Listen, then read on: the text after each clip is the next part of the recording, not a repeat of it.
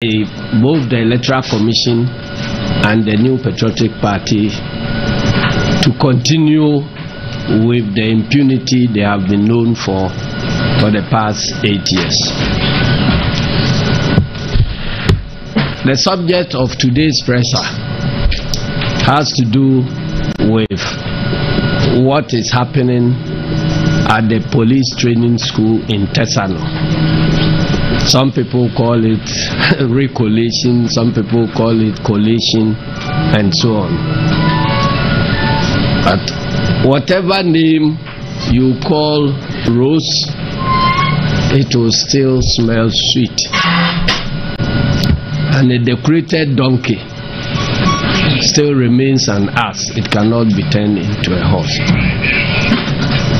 We in the NDC believe that what is happening at the police training school amounts to illegality. It is not founded on any laws of our elections. Neither is it based on any consensus that has been reached between the parties and the Electoral Commission. And so we want to inform the nation and to give notice to any officials of the Commission and the police who are involved in the perpetration of that illegality, to know that there could be consequences of their actions in future. We know the process of our elections is quite clear. After voting, votes are counted and the results entered on what we call the result declaration forms, or the pink sheet, and the presiding officer at the polling station proceeds to announce the outcomes at the polling stations, after which all party agents sign and then are given copies of the results. The reason is that everybody will be having the same figures simultaneously. That is one of the most important checks in our elections. And that is why we always say that elections are won or lost at polling stations. Now, after what has been declared at the polling station, the law requires the presiding officer to paste a copy of the result declared at the polling station at the place where the election took place. And then, after all these declarations have been done at the various polling stations, then the parties, together with the Electoral Commission, will now meet at a constituency collation center, where the originals of the results declared at the polling station, which will be in the possession of the Electoral Commission, will be produced, and tallies are made out of that EC copies. But to check that EC itself will not play games, all the participating parties will have their collation agents at the collation center, and they will come there with copies of each of the polling station results, so that when the EC collation, constituency collation officer mentions a polling station by name and code and mention the figures, then all the parties that have copies of the pink sheets will now verify and check whether the figures on their copies of the pink sheet tally with what the Electoral Commission is mentioning. This provision is a check on the Electoral Commission officers so that they themselves cannot perpetrate fraud during the elections. Now, after we all agree on the figures as mentioned, because if everything is right, all the figures must tally, because the pink sheets are filled in quadruplicate, duplicate, quintuplicate, or whatever the case may be, depending on the number of candidates. So everybody will have the same copy. So the moment figures change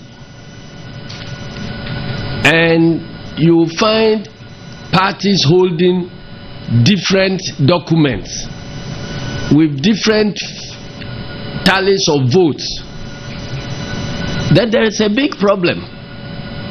And that problem cannot be pinned on a single political party, because the same way political parties are capable of perpetrating fraud, the Electoral Commission officers also are capable of perpetrating the same fraud.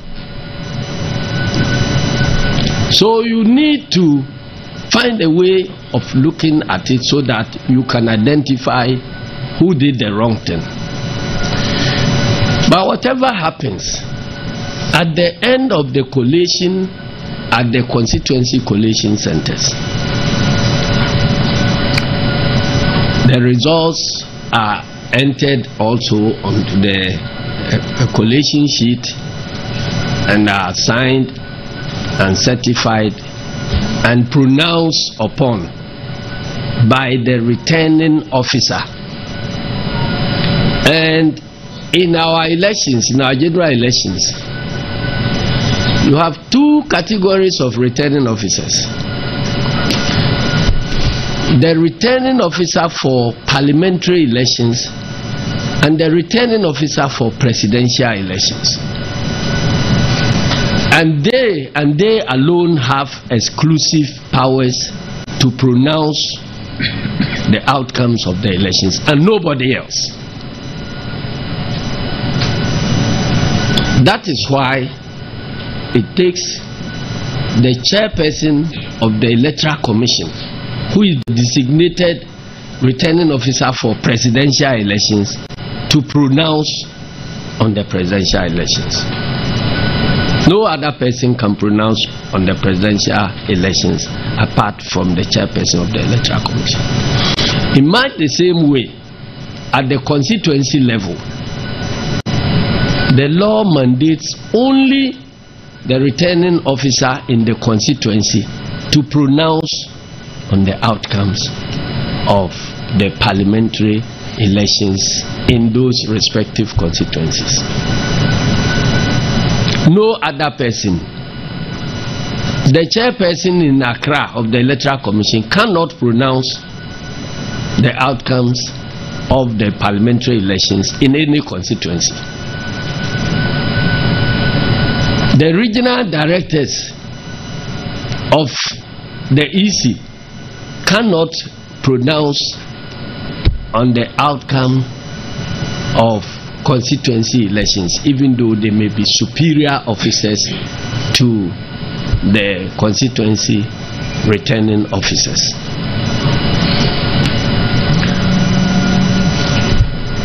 The district officers, if they are not designated as returning officers, cannot announce or declare the results of parliamentary elections. They didn't take their oath.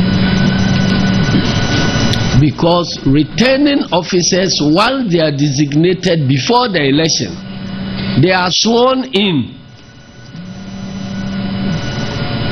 that they will speak the truth and then declare everything. So those returning officers who are being who are claiming that they have declared one set of results in the constituency, and now they are claiming before their bosses that they were they declared those resources under duress, so they are now going to declare another set of results. They know they may be on the wrong side of the law in future.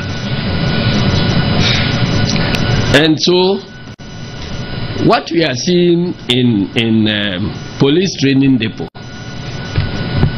we tried to find out what was happening there, because that meeting was called without any discussions with us as leadership of the National Democratic Congress.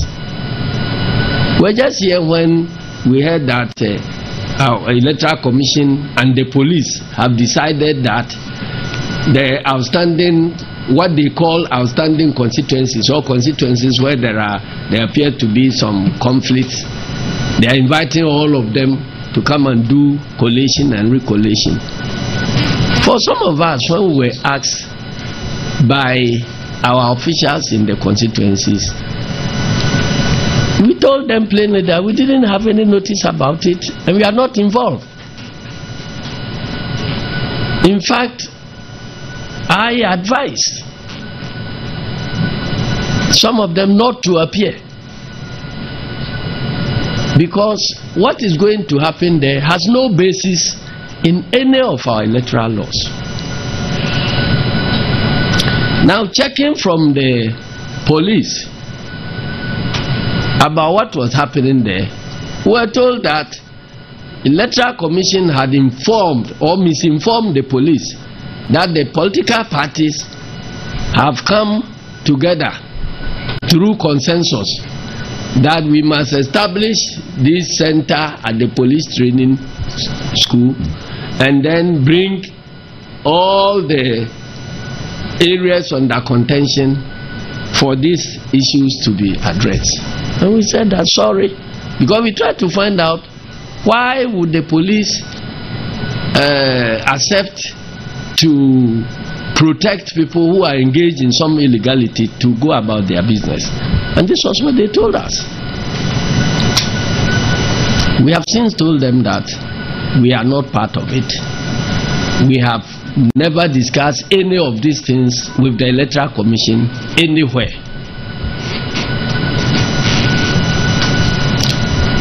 And so we was monitoring.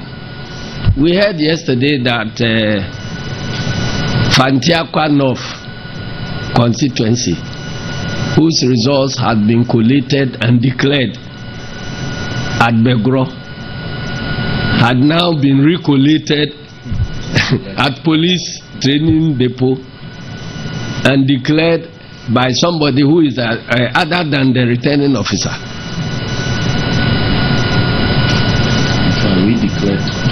Yeah, in fact, it doesn't amount to redeclaration, because the person who was forced to declare at Annoh is not a designated person who has power or authority to declare any results of Fantiakwa at all. In fact, he was standing by where the returning officer declared.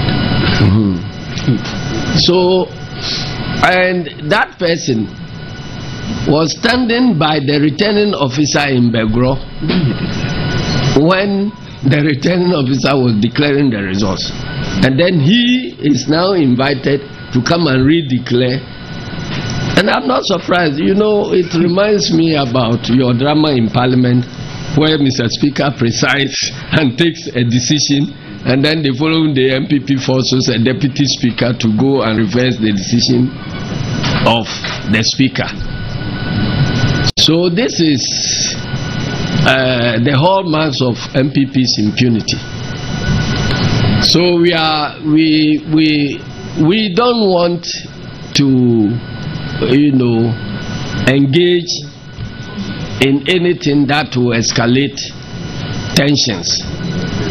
So we have proceeded to court and have applied to injunct the process that is going on there.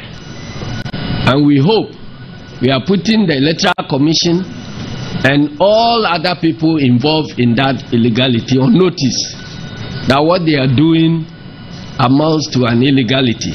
If they choose to proceed, then they will be ready for the consequences. The staff of the commission who are engaged in this illegality, there will be consequences for them in future. And let me also advise some other influential people in society. I hear that in some places chiefs are involving themselves in this electoral process and putting pressure on commission officers not to proceed to do their work according to law. We are also advising Nananom that it is for very good reasons that the Constitution provides that Nananom should not be involved in active partisan politics.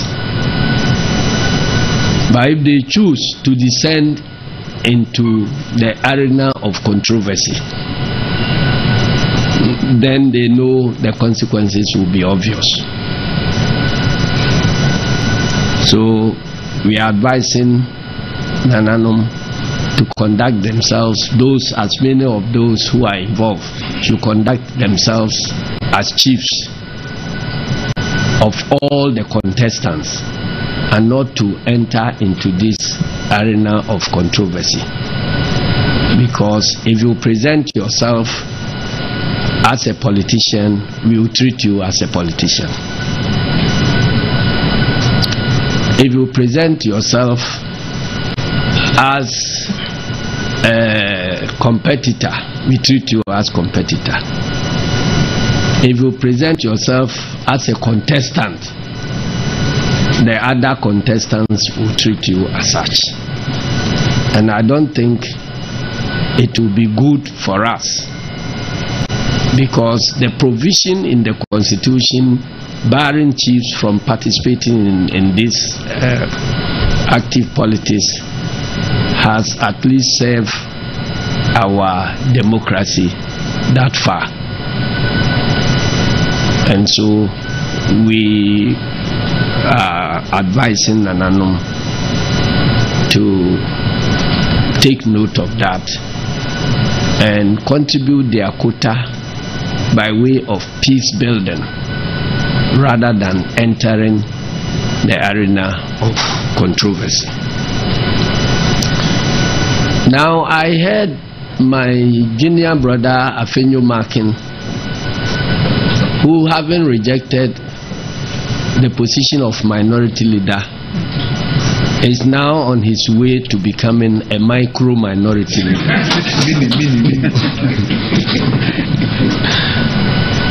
Bragging that he belongs to a party of rule of law and all that.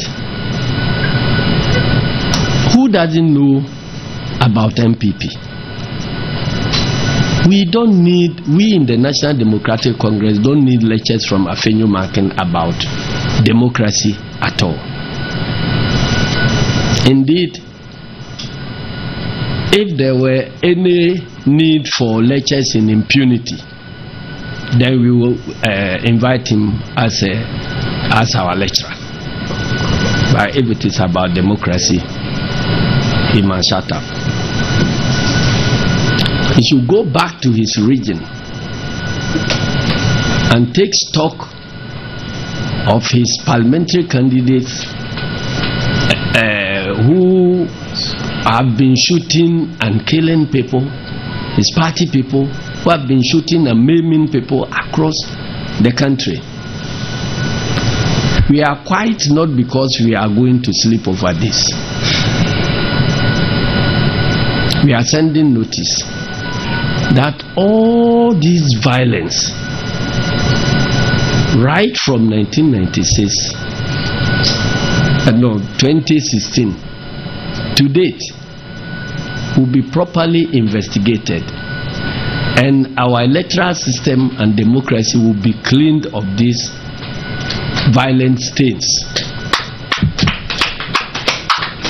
Immediately we take over. And so anybody who is thinking about abusing these 3 weeks, abusing his power during these 3 weeks to create any problem, he must know that there will be consequences for him after the takeover. We want to thank you all, and may God bless our homeland, Ghana.